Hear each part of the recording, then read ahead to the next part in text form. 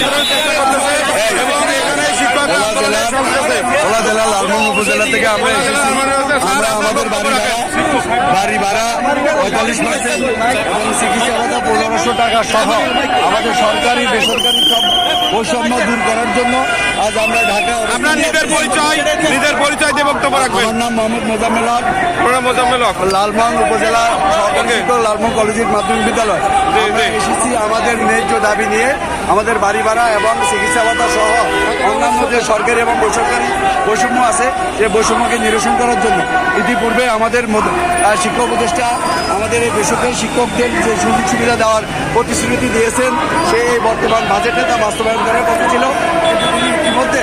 প্রিয় অডিয়েন্স, আপনারা দেখতে পাচ্ছেন শিক্ষকরা তাদের বক্তব্য রাখছেন এবং সেই সাথে পুলিশ প্রশাসন পরিস্থিতি নিয়ন্ত্রণের চেষ্টা করতেছে।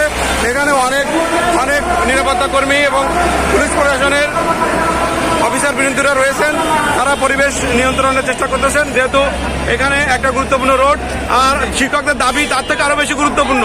যেহেতু শিক্ষকদের দাবি বেশি গুরুত্বপূর্ণ, তাই তারা তাদের দাবি নিয়ে আজকে প্রেস ক্লাবের সামনে এসেছে।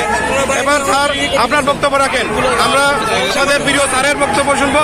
আপনি আপনার নিজ পরিচয় দিবেন, পরিচয় দিয়ে আপনার বক্তৃতা দেবেন। আমি মোহাম্মদ আলমগীর, সমন্বয়কারী লালমোহন উপজেলা শিক্ষক কর্মচারী ঐক্য জোট এবং জাতীয়করণ প্রত্যাশী মহাজোট। আমি বলেন কথা বলেন, মোবাইল পড়ে গেছে একটা সমস্যা।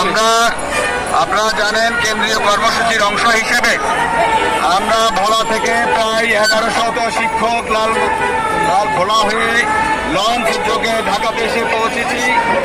আমরা মানে লঞ্চ মানে ভোলা, লঞ্চে যোগে আসছে। আমি কথা বলতেছি তো, আপনি ভিডিও করেন না এর মধ্যে।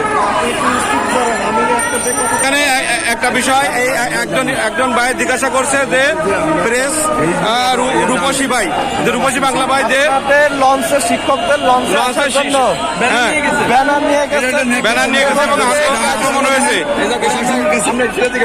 প্রশাসনের কাছে আমরা এটা আশা করি না, এটা থাকার জন্য আমার কাছে বললে তো হবে না। ঠিক আছে,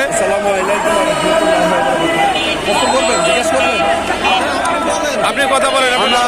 কালকে লালমোহনকে যখন ঢাকা আসি, আমরা লঞ্চে বসে জানতে পারছি আমাদের কিছু সহকর্মী যখন ঢাকাগামী বরিশাল থেকে আসতেছে,